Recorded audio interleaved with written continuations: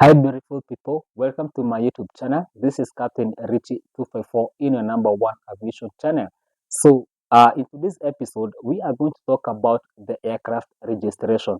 As you all know, every aircraft that belongs to in any country that is has to be registered under a certain government body that is going we are going to talk about. For example, here in Kenya, the body that has to that is responsible for registering and also issuing the certificate and all that of an aircraft or anything that has to do with aviation.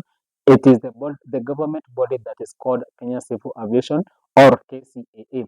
Now, for you to apply for this certificate, number one, you have to know there are some things that has to be followed according to this regulation that was governed by the Civil Aviation Act of 1975.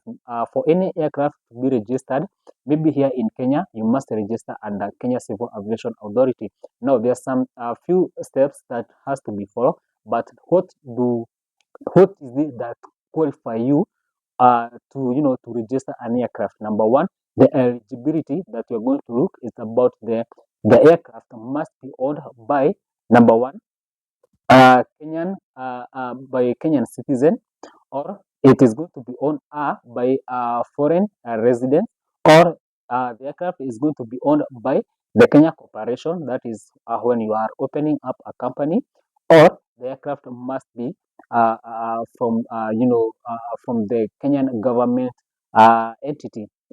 Those are the things that has to be looked when registering an aircraft. The second one, the eligibility number two that has to be checked when applying for the registration of an aircraft is the aircraft must not be registered in any other country.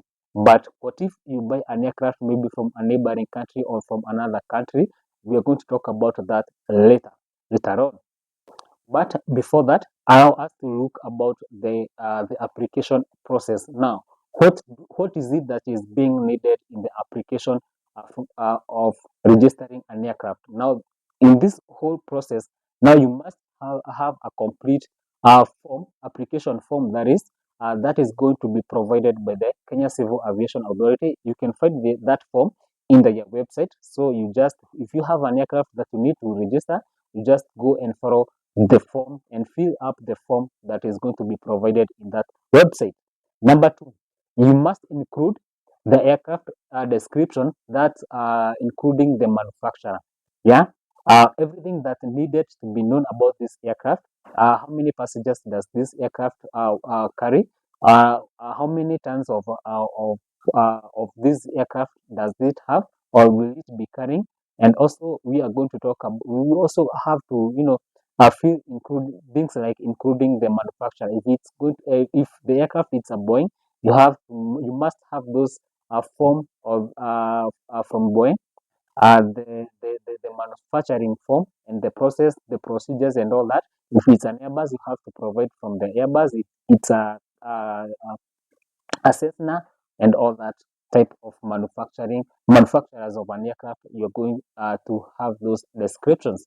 So number three, you are going to include the aircraft previous registration mark. Remember, this is registration mark. Now, what is the registration mark?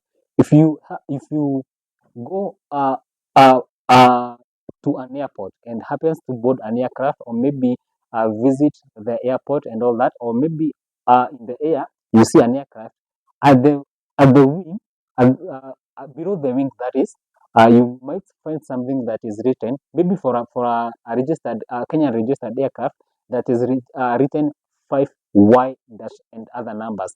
Now, for any aircraft that maybe, for example, you have bought an aircraft from maybe Ethiopia. Let's say you have bought an aircraft from Ethiopia. The Ethiopian registration has to start with ET. Now, those are the marks that you have provide. Do not remove, if you buy an aircraft, do not remove those marks, but let them be there until the process of registering that aircraft are finished, and the Kenya Civil Aviation Authority are going to take the responsibility of giving you the new registration mark or registration numbers of your aircraft if they happens to approve the process. Now, the other point number four, in the application process, you're going to include the owner's name and the address. Now, if this aircraft belongs to you, that will be easier for you. You're going to just provide your name and the address.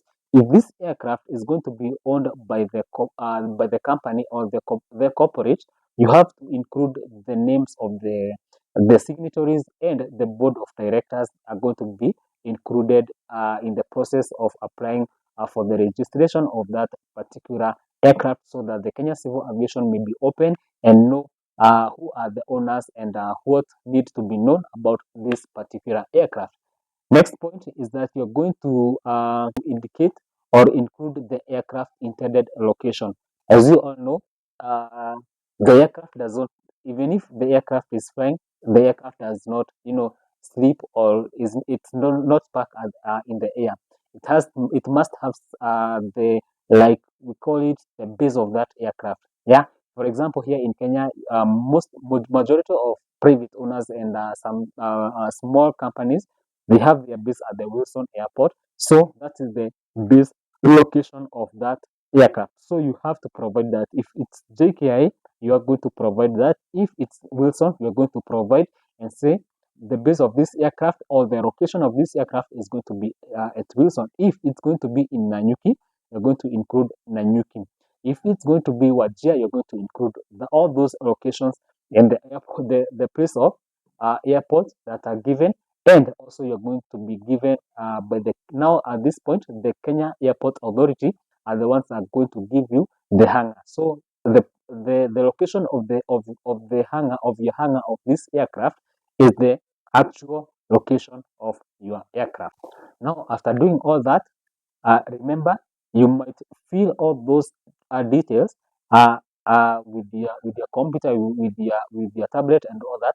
But now, after finishing all that, now before you submit this form, you have to sign. Remember, when signing this document, you do not do it online. You have to print that document and sign it with a pen.